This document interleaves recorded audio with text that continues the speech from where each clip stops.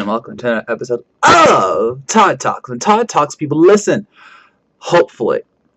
And I really hope you listen today because today is the 80th episode of Todd Talk, and I am very excited because this is arguably going to be one of my favorite previews of all time. I think it could even rival Digimon versus Pokemon or Power Rangers versus Voltron, because we are talking about Sora from Kingdom Hearts versus Pit from Kid Icarus. Now, unlike the last two battles, which were Crash and Spyro, and then Jotaro versus Kenshiro, I had no connection to those characters. I had no connection to them at all. I mean, I played some of their games, and I've seen kind of some of their animes, but that was about it.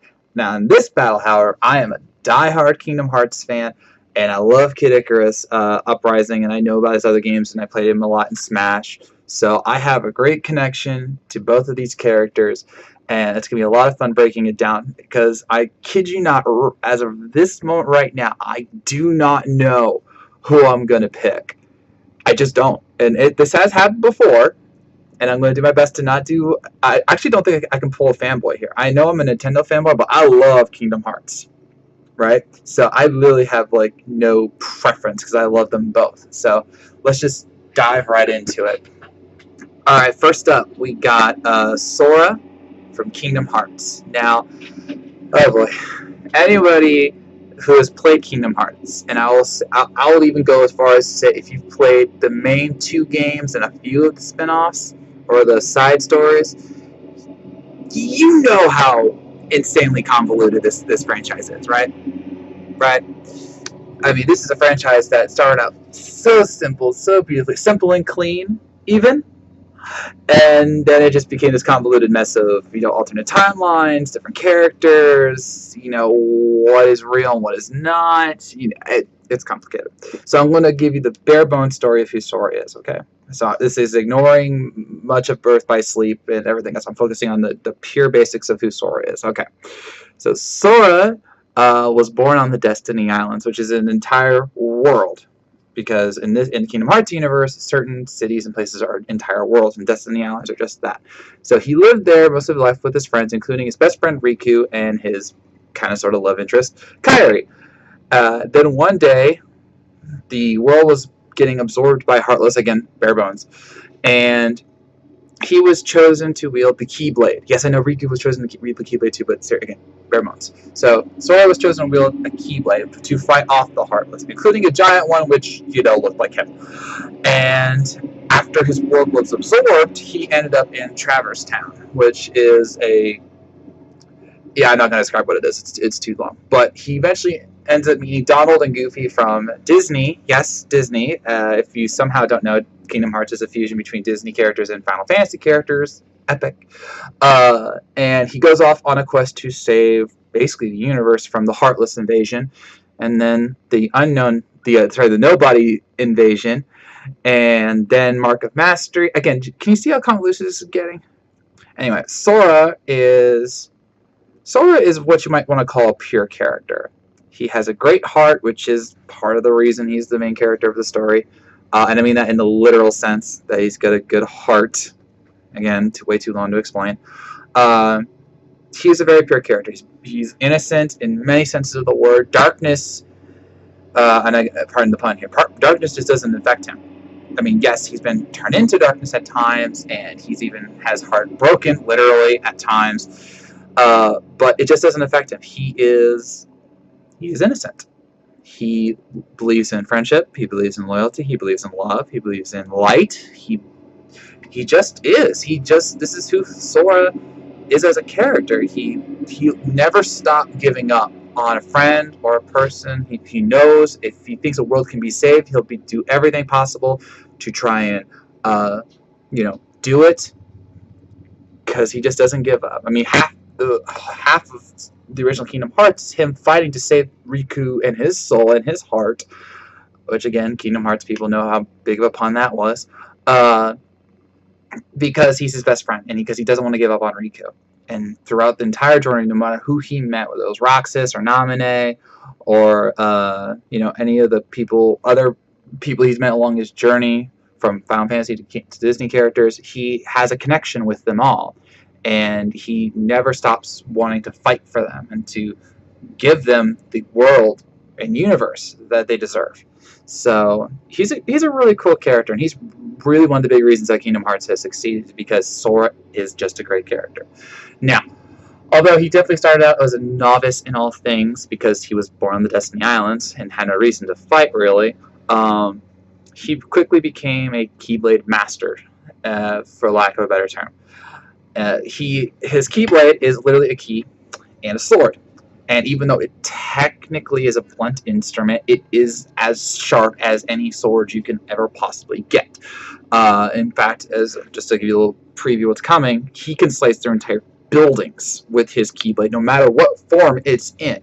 Now, by the laws of Death Battle, he technically has every single Keyblade variation in the series, which is a lot. However, based on how I think they'll play it, they're just going to use regular Keyblade. I mean, they could change it up, but I think that would be difficult in the sprites, because this is going to be a sprite battle. Even if it was a 3D battle, they wouldn't,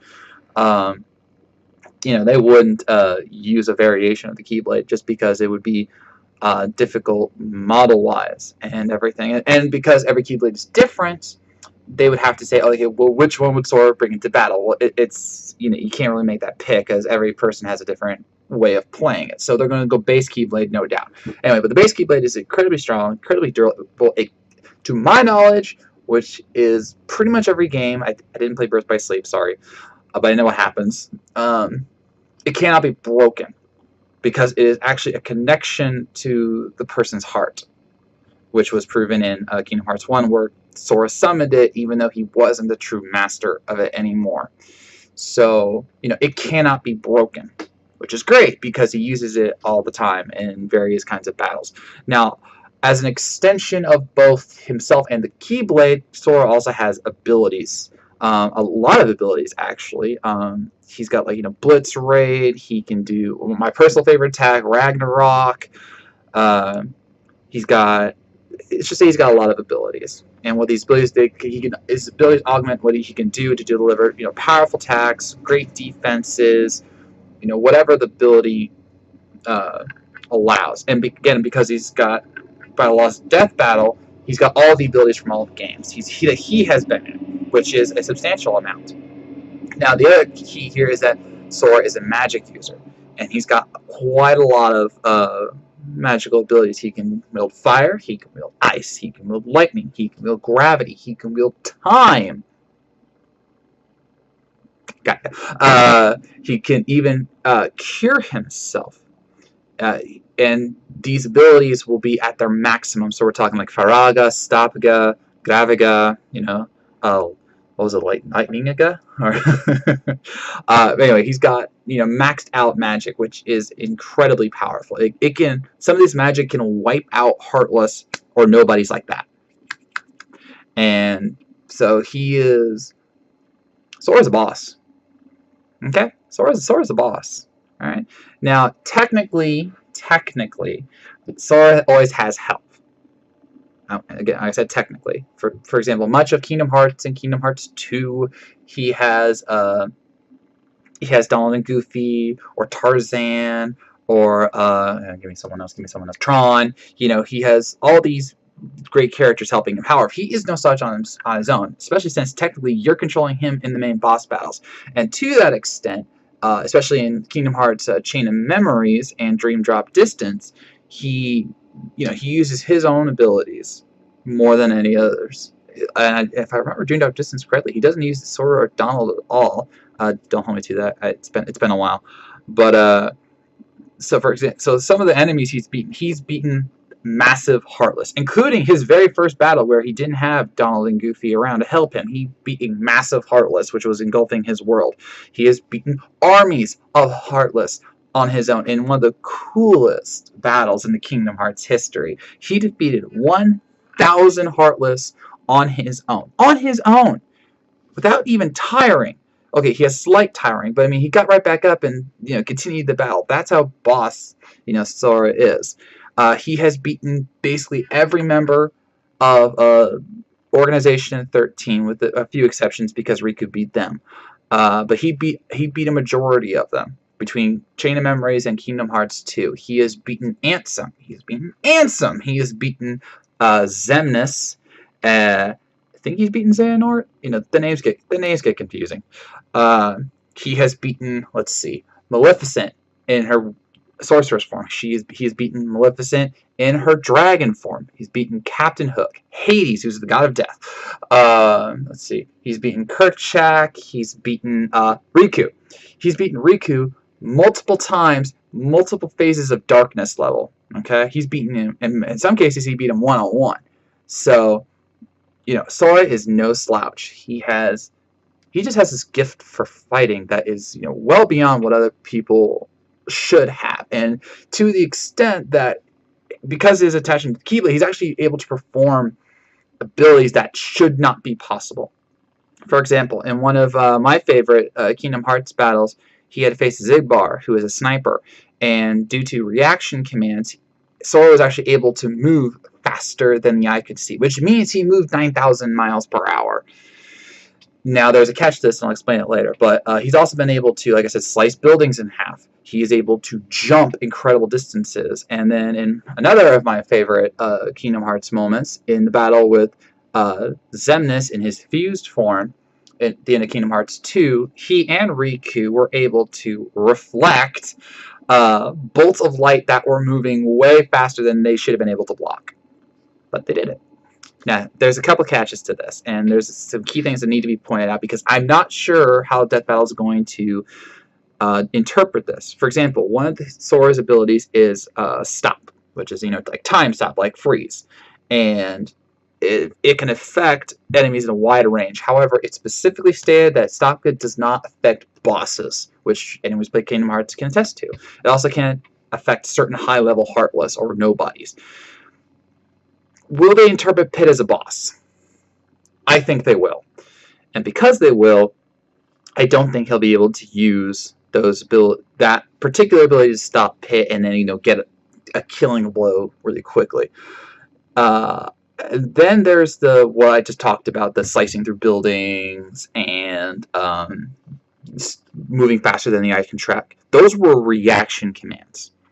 And reaction commands are literally what they sound like. They are a reaction to what is happening in front of you.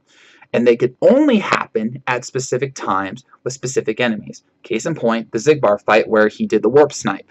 He literally has never done that in any other Kingdom Hearts game, to my knowledge, outside of that battle. So it's unfair to say that that is his max speed, because that's not how it works. And for case in point, if Sora was that fast, he would never get hit by just about any enemy in the game because they don't move at that speed, or most of them don't move at that speed, especially not the low-level nobodies and Heartless, or even high-level nobodies and Heartless. It's not how it works.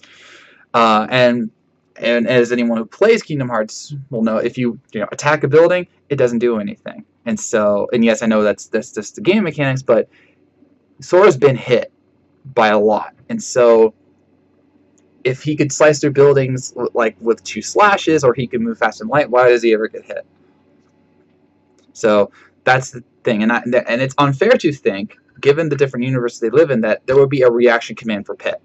Because if there was, that would mean that Death Battle is creating it on the fly, and that's not fair. So the other problem here is that Sora's power is rooted to the Keyblade.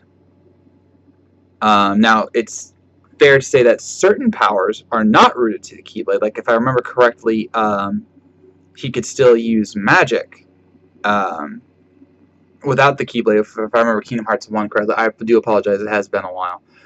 But he doesn't have his full range of abilities without the Keyblade, and he certainly can't do that a lot of damage without the Keyblade. He needs something in his hand to channel the magic, and then so if the Keyblade gets knocked away, he theoretically can't do anything. Now the other thing is that magic in his universe takes mana, and he has a finite limit, so he cannot use rapid fire magic attacks and then without any consequence. That's not how it works for him.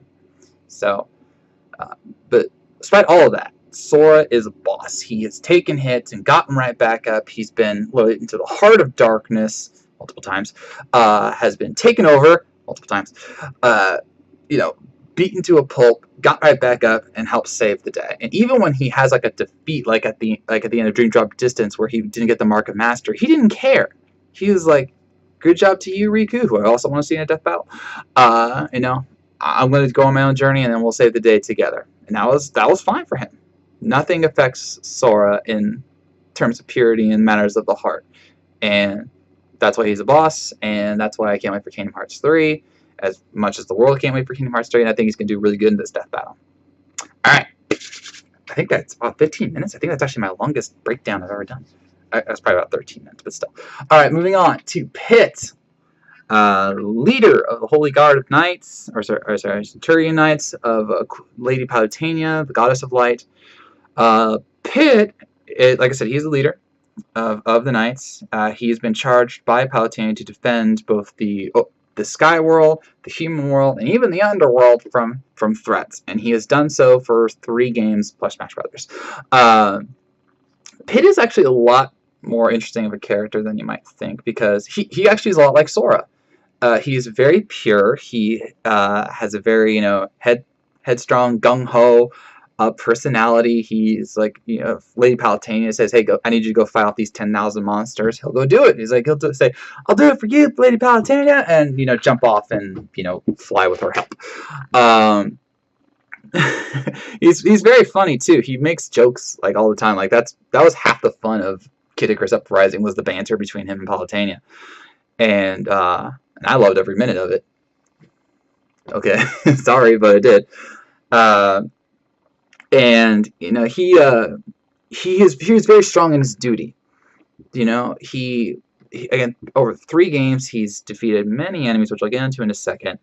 All without asking for anything in return. All he wants is for there to be peace in the land and to please his goddess Palutena. Which, now that I think about it, makes him sound so much simpler than Sora. Oh well. No, but Pit has met a lot of dangers in his life. Palutena has been kidnapped, and he's pulled through. He's died, and he's pulled through. He's had his mind trapped into a ring. He's pulled through. He's pretty cool. He's a really cool angel, and even though he has limitations, which he fully accepts, he doesn't let that weigh him down, and that's something very admirable. So, wow, I just realized, that's a much shorter story than Sora's. Wow, this might go a lot quicker than I thought. Moving on to his abilities. Originally, Pit was just an archer, and then he had certain melee attacks. But then Kid Icarus Uprising happened, and the whole thing just changed. Pit has 9 different weapons that he can use. He's got blades, which are actually sniper rifles. He's got claws, which are claws. He's got staves, which are spears. He's got orbitars, which are floating entities that can attack foes. He's got clubs, which are basically clubs, but they can also fire charged energy shots. He's got, what else does he have? Staves, bows, shields. He's got a lot of weapons. And of course he's got a trusty bow, which can turn into dual swords like we see in Smash Brothers. He's got 9 really cool weapons, and these have a variety of abilities. He can change them before missions, which by the laws of Death Battle means he can change them on the fly. As we've seen in battles like Doom Guy versus Master Chief, where they had their entire weapons allotment on them, or available to them, I should say. So, but he's got a lot of weapons. And over the course of his adventures, he's gained even greater weapons, including the legendary 3 Sacred Treasures, which grant him special armor, a special bow, and a special cannon, which are powerful enough to defeat Medusa, which is one of the toughest bosses in the game. And then, as if that wasn't enough, when Hades showed up and rendered them, useless, he got the Grand Sacred Treasure, which is basically a Gundam. A Gundam that forms around his body. So, Robotech? A custom robo? Anyway. So, between those 2 things, he is, decked out. Okay, let's say 11 things. 9 weapons, Sacred Treasures and then the Grand Sacred Treasure, Great Sacred Treasure, whatever. He's decked out. He is decked out for battle. And as if that wasn't enough, Pit has 62 different power-up abilities, which can grant him, enhanced speed, enhanced strength, special abilities, including stuff like black holes. Um, let's see, what was the other one? Like, one of my favorite ones was that he could summon fireworks, but it's a non-offensive attack, but it's still cool nonetheless. He could heal himself to an extent. He can actually take a one-hit, like a KO blow, and actually heal himself. I'm not sure like how many times that works. It might be a one-hit shot, but whatever. So kind of like TJ Combo versus Balrog. Sorry, I blanked. Anyway, he's got a lot of abilities that can help him out, and these range from the simple to the incredibly powerful. He can summon explosions. He can rain down fire. Some of his weapons can actually summon like elemental attacks like wind and lightning.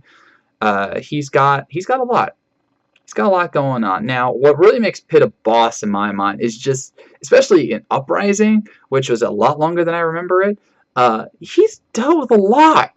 All right, like originally he just dealt with Medusa and her plant vegetable army, but once Uprising came in, it got a lot more complicated. He had to defeat the forces of darkness, then the forces of nature, then there were aliens called Orin. That was weird. Then he had to defeat the Chaos Kin. Then to go back to the forces of nature, back to the forces of darkness, and then finally beat Hades at the end. And along the entire way, through every single mission, he had to defeat commanders of these various armies to, get to where he needed to go. And he did. He's defeated phoenixes. He's defeating, Earth warriors. He's defeating massive generals. He's defeated entire spaceships. He's defeated gods, like multiple gods, both regular, mind-controlled, cloned, and he's even speaking of clones, he's beat himself. He's beaten Dark Pit multiple times. He's defeating clones of himself, like pure clones of himself, multiple times. He's in some of the sections of Kid Icarus Uprising, he faces like massive amounts of monsters in sky battles, then goes to the ground and continues fighting like nothing's happened. So, and as a commander of the Holy Guard, he is the most trained warrior in Skyworld, which is why Palutena always sends him on these missions, because she knows that he is the best suited for the job. Now, there are some catches to this. Despite Pit having wings, he can't exactly use them. He's sensitive about this. Don't mention this to him. It's true. He is granted the power of flight by Palutena or by Verity in Uprising at times. He has to, and even then, he can only do it for 5 minutes. And when he doesn't, he can burn his wings, which almost killed him in Uprising. He can glide technically, but it's not really used a lot. It's one of those complicated things, and because of the rules of death battle, neither Verity nor Verity, nor Palutena nor any of the other gods will be able to help Pit, because that is specifically outside interference.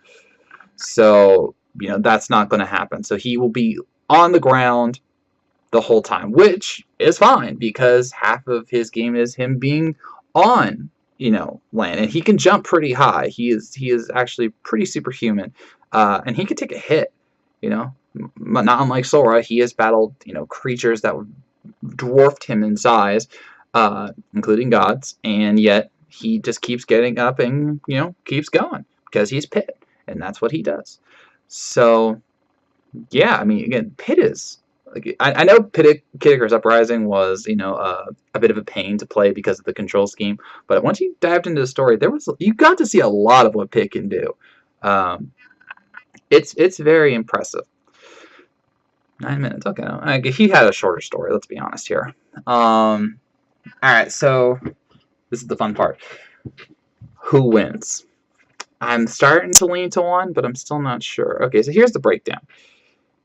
If we're talking about hand-to-hand fighting, I'd probably give the edge to Sora, just because I think the Keyblade has a longer reach versus Pit's twin blades. Which, if you've seen the epic fight between Pit versus Link, that he had a problem with that. But Pit is, by and large, a greater long-range fighter. Sora has certain magical abilities which can go long-range, like Faraga or, oh, there we go, Thundaga, there we go, Thundaga, stuff like them. But Pit way outclasses him. Like, some of his orbitars or his blades, which is the sniper rifles, and even its clubs have massive amounts of range. And this isn't even including his bow, which has homing attacks. In fact, a lot of his weapons have homing attacks, and because Death Battle will technically use the best of them, they all have pretty much every weapon has homing attacks, with the exception of, I think, the claws and one other. So all of his attacks are homing attacks. So Sora will have to be fast to dodge them, which we know he is fast, but will he be fast enough to dodge all of them? That's the question. Now, in contrast, Pit can heal. Sora heals better. Okay, like since going maxed out skills, we're talking Curaga, which can basically heal him outright. I don't think they'll give him potions or mana, because that's technically cheating, but it could be. I don't know. I didn't even think about that until now. I don't think they'll use it, because that's technically an item that he got outside of combat, or is not a natural skill. So it kind of like how Cloud didn't use potions, or Link couldn't use fairies and stuff like that. But we'll just have to see how it plays. So Sora most definitely is a better healer, but the catch with that is that he has, again, limited mana, and he has to recharge and get that back, which sometimes he can't do in the middle of a battle. So this is really tough. I honestly think this is struggling.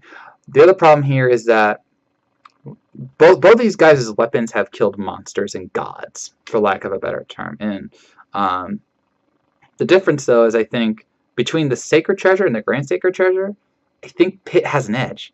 Because, again, not just long range, but his weapons just can do more. And even though, yes, he beat Hades with the Grand Sacred Treasure with help from the goddesses, some of the attacks were all on his own. He was damaging a god with these weapons, a massive god who one-shot Medusa. She literally came back, tried to kill him, failed, and was one-shot back into oblivion. And then Pit killed him. So, I might have to go against the grain and say Pit here. This is really tough, because, again, the problem here, the question that has to be asked here is, what is defined as a natural ability for Sora? Because, as I noted, he can move faster than the eye can see, but that's only in a reaction command, which should not be in play here against Pit, because it's an outlier, and it's not unlike Spyro, who in the last battle brought the entire planet together. If they said that was his maximum power level, then what was Crash doing there in the first place? Okay, he had to go Dark Spyro to beat him, and that's what they used, because the planet thing was an outlier, and that's what I'm thinking is happening here. He can slice through buildings, but Pit's weapons have been documented as going through solid stone and concrete as well. So I don't know. I won't be mad if Sora wins, because Sora is one of my favorite, video game characters ever. But because of the 62 abilities, incredible durability, which they both have, but I think Pit just has a little bit more durability. Speed isn't enough. Multiple death battles have said that. Speed is not enough to kill. Better long-range weaponry. If Sora loses the Keyblade, or gets disarmed by the Keyblade, or sorry, he gets disarmed and loses the Keyblade, blah, blah, blah, blah. Though he can summon it back, he has to physically do so, if I recall correctly. So that gives Pit a chance to strike him, and that's going to be a problem. So, despite all conventional wisdom, I am going to go with Pit. I think Pit's going to pull this off. I think this will be one of the biggest upsets in Death Battle history, but I'm picking Pit. So yeah, I'm going to end the Death Battle. I'm going to end this here so we can get it, so I don't change my mind. So yes, I'm picking Pit, and with that, I'm ending this episode of Todd Talk. What do you think about this Death Battle? Who do you think is going to win? Let me know in the comments below. So, thank you for watching. If you made this far, I know you were listening, and I will see you around.